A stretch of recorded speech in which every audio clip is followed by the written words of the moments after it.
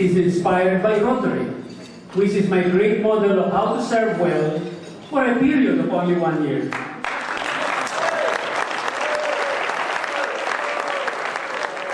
We are not that all Rotary presidents served for only 12 months, but they are all remembered for their great deeds. As you know, I became president of our club during our 1991 term, 7 years after I joined it as a member in 1983. During my 7-year membership, I became active in all the 4 avenues of our Rotary service and immersed myself in all its activities.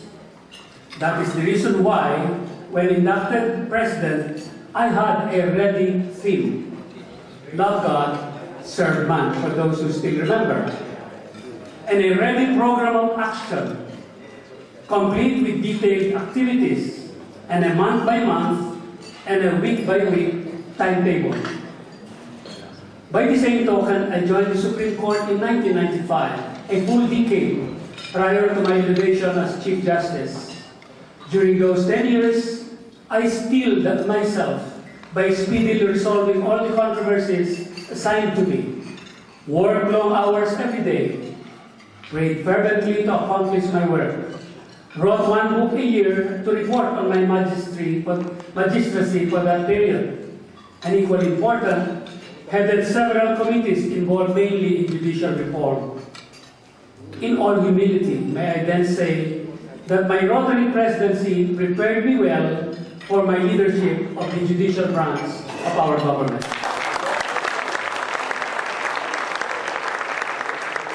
But let me be even more specific in what I have already done during the last 42 days and what I intend to do during this year until December 7, when by constitutional fiat I must retire from the judiciary. First, at noon of the day following my oath-taking, I called a press conference, during which I spelled out my liberty and prosperity philosophy, my intention to institute the 4 E's of an ideal judiciary, and my pledge to fight the acid corroding the judiciary. On the same day, I consented to an unprecedented, no-holds-barred interview with Corina Sanchez.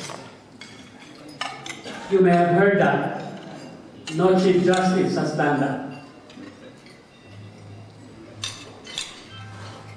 During that 1-hour interview, which was televised several times over ANC, I gave some details of what our people could expect from the Panganiban court. Now, second, as a measure of transparency, I created an advisory committee on the Judicial Development Fund, or JDF. You will recall that the controversy over the JDF nearly cost the impeachment of former Chief Justice Davide in 2003.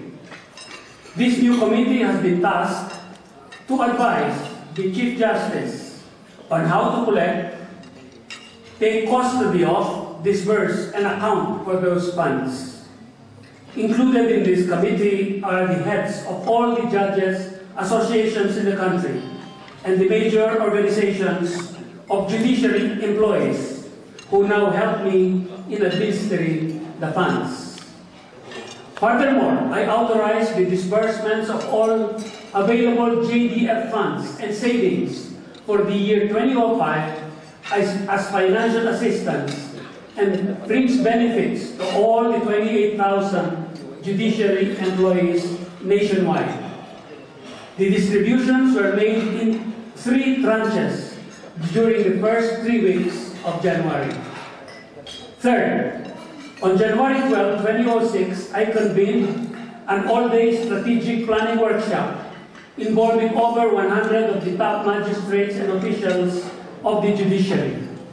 I explained to them the goals I have outlined for 2006 and solicited their inputs for an implementing program, the details of which I do not have the time to explain to you now.